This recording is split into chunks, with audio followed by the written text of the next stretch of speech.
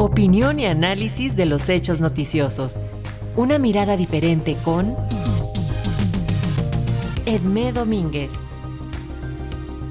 En su comentario de hoy, la doctora Edmé Domínguez Reyes, profesora en Relaciones Internacionales y Género en la Universidad de Gotemburgo, analiza el impacto de la propaganda rusa en el aumento de la popularidad del presidente Vladimir Putin, a pesar de que Rusia está registrando una cantidad significativa de bajas en Ucrania y de que la invasión no ha sido tan breve como calculó el gobierno ruso.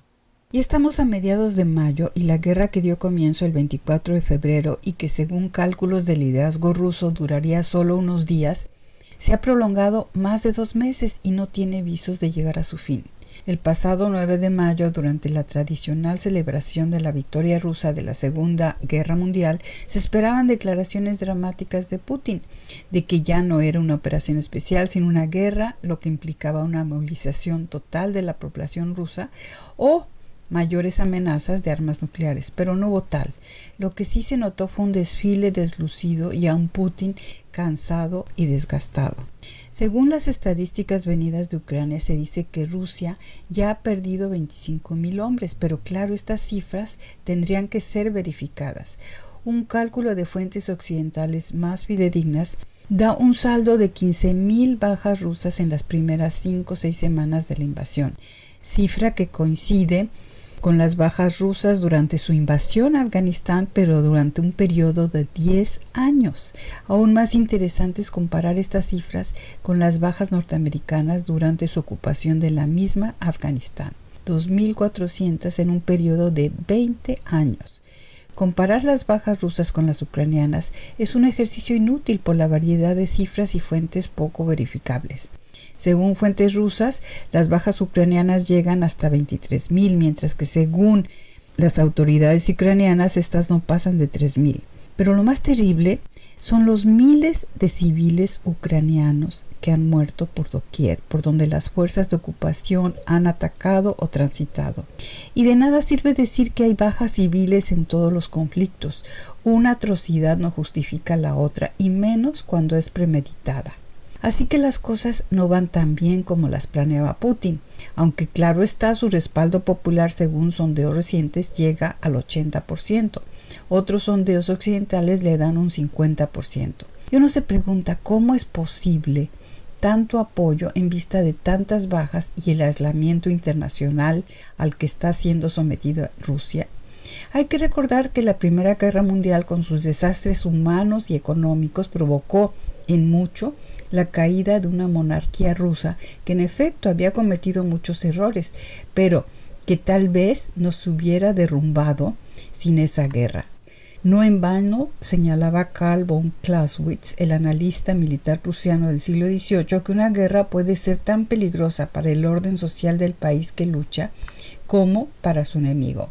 Por el momento, este no parece ser el riesgo del Estado ruso, dado los niveles de apoyo arriba anotados. Y estos niveles se deben en mucho al rol ocupado por el megáfono de la propaganda oficial, que ha eliminado toda voz alternativa.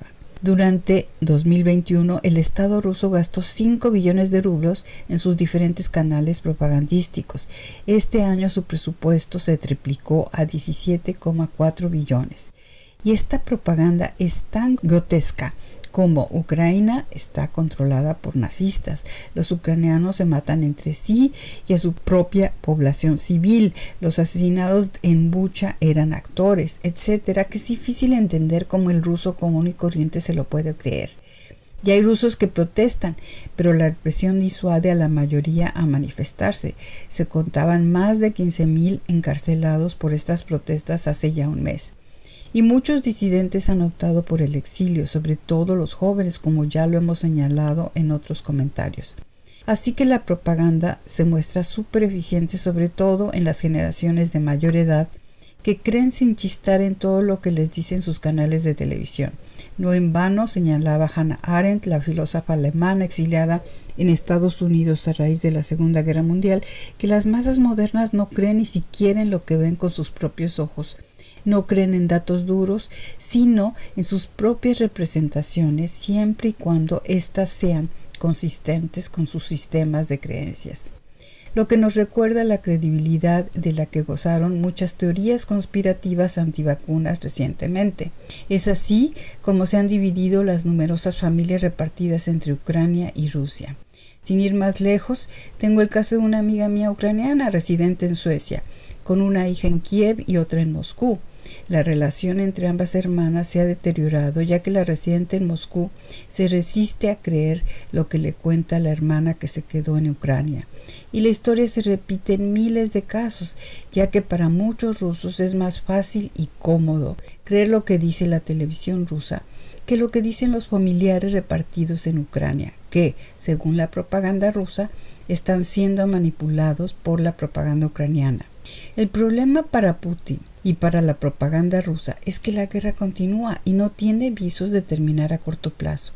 Y el alargamiento significa más y más bajas para un ejército que no se ve suficientemente motivado porque no comprende bien a bien el por qué está ahí.